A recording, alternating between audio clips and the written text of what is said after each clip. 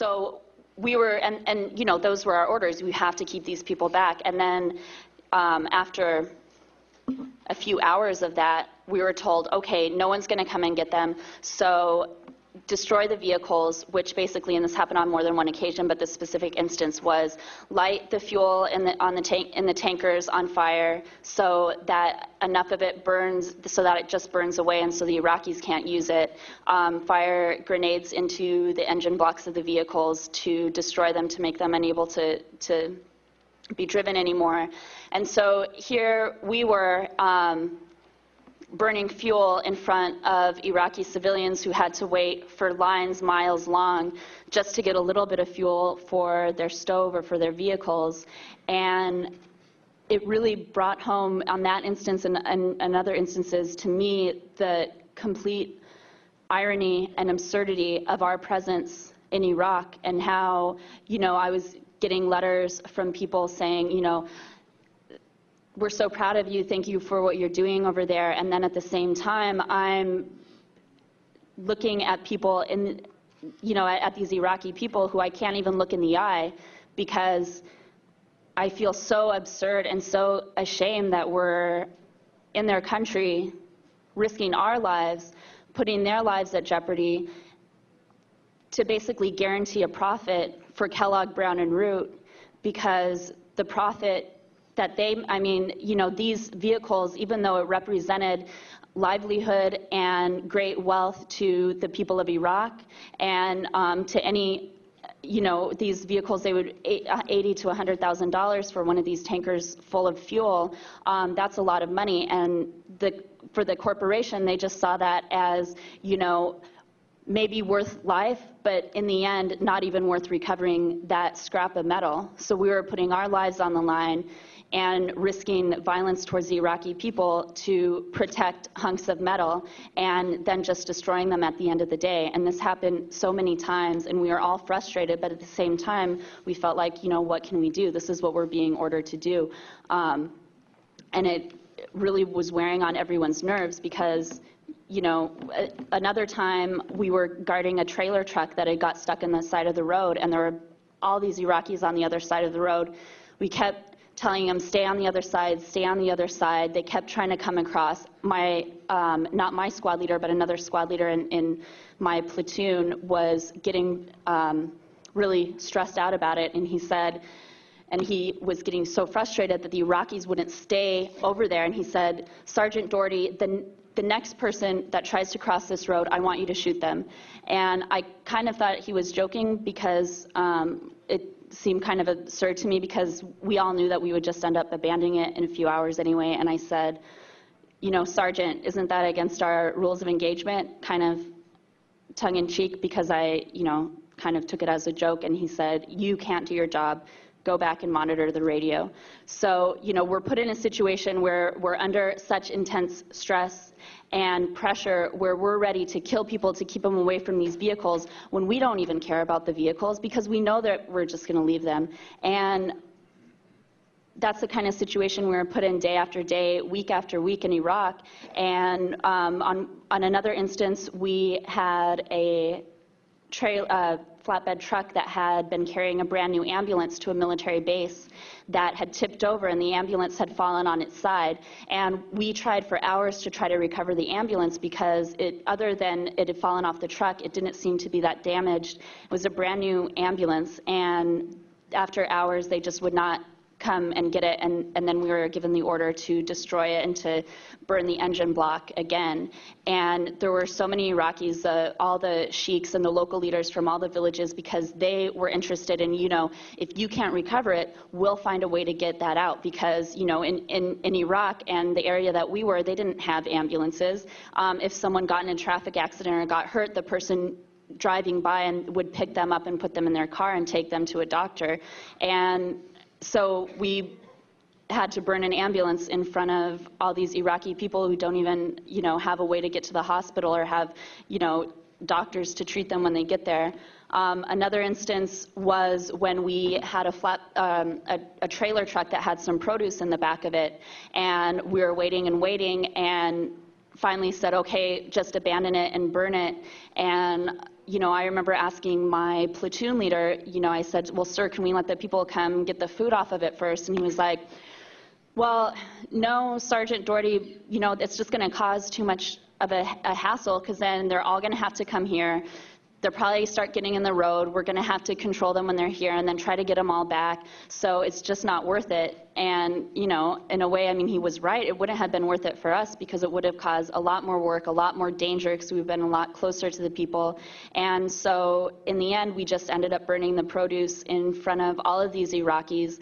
And at this time, I was acting as the gunner. So I was in the gun turret with the SAW machine gun, pointing it at the people over by the dirt berm at the Iraqis to keep them back so that we could burn food in front of them.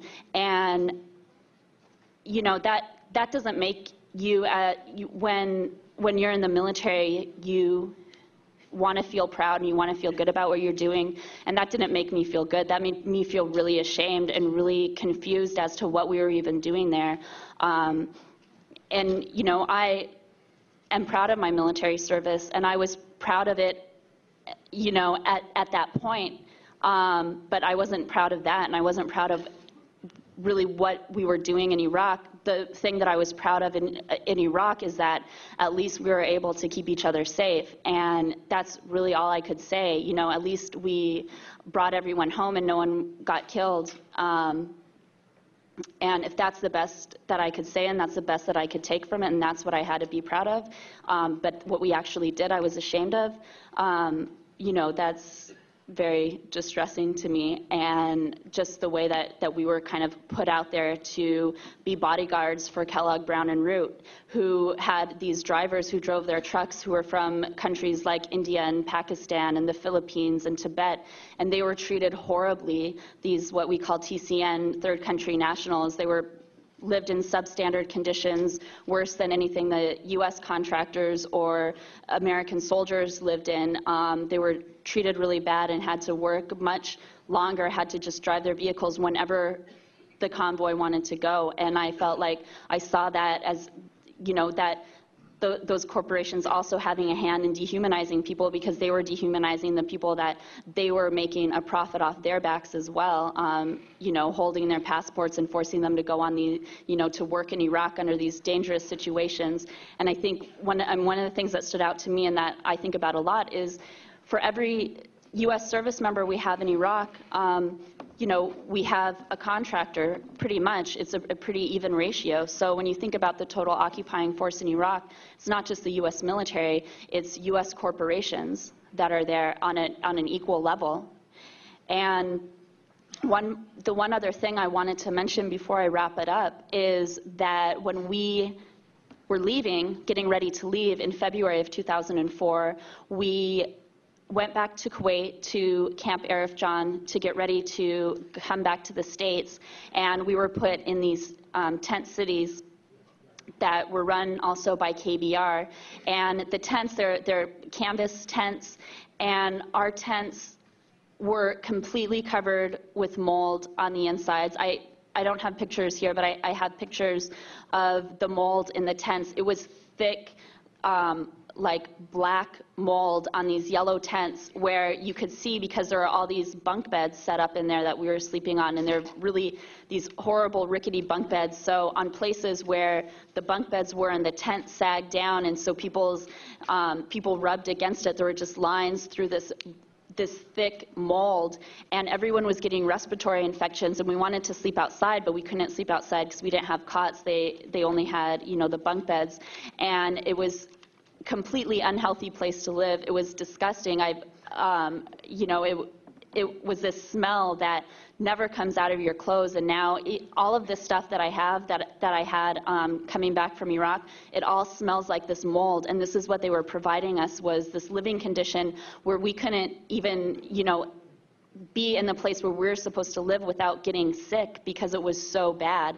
And that was just, it was just like, suck it up. That's what it is. That's what you're going to have to deal with. And we had to live in those tents for a couple weeks. And I guess it was just very disappointing to see how so much of what's going on in Iraq is really being driven by a profit motive, and the actual human cost of the occupation is totally overlooked and totally insignificant for these corporations and for the government, who is totally supporting this policy of corporate corruption and profiteering off of the backs and the blood of Americans and the Iraqi people. So thank you.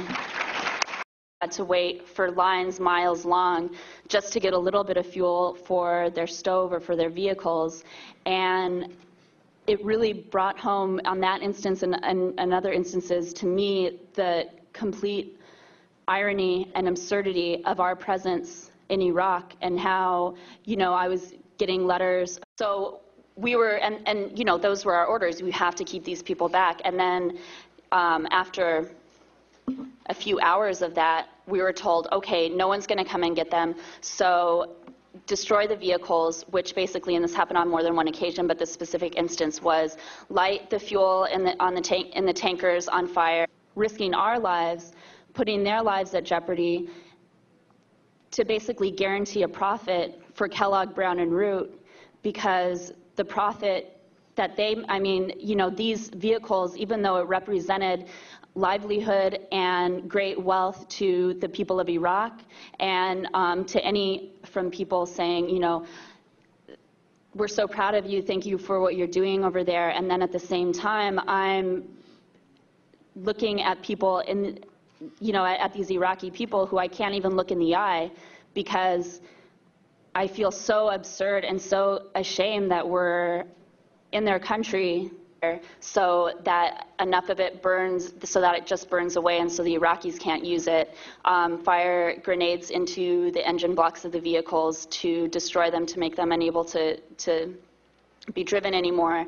And so here we were burning fuel in front of Iraqi civilians who had